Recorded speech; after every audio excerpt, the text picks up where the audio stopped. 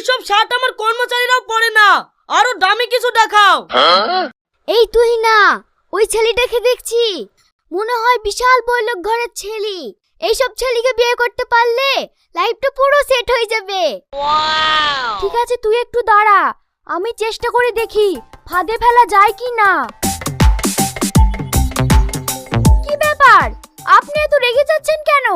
আপনার কি ড্রেস পছন্দ হচ্ছে না? কি করে পছন্দ করব, সব কমা কমা ড্রেস রেখেছে।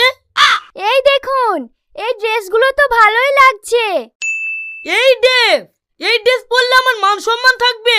সব সময় আমার অফিসের সামনে 10-20টা লোক বসে থাকে। ও, তাহলে তো আপনি বিরাট বড় বিজনেসম্যান।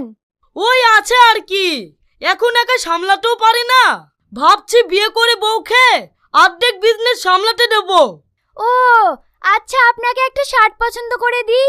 ঠিক আছে, দাও। এই শার্টটা কেমন লাগছে দেখেন তো।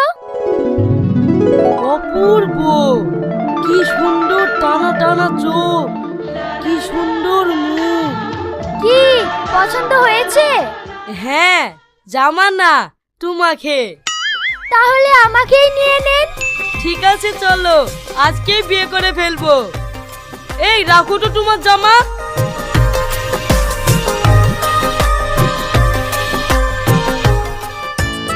চলো, এই রাস্তাতেই আমার অফিস পড়বে, অফিস থেকে ঘুরে তারপরে বাড়ি যাব।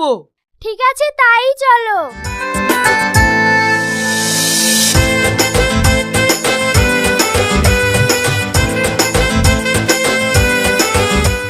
এই শফিক, আমার গাড়ি ভাড়াটা।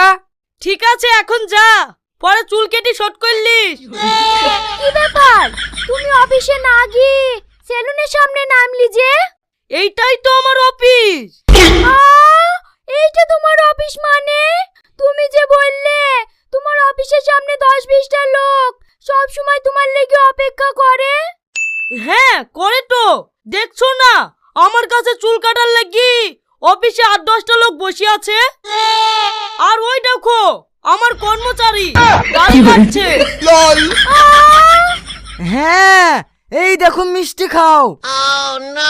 আমাদের মতো ছেলেদেরকে ঠগানো না, আমরাও ছেলেরাও পারি মেয়েদেরকে ঠগাইতে।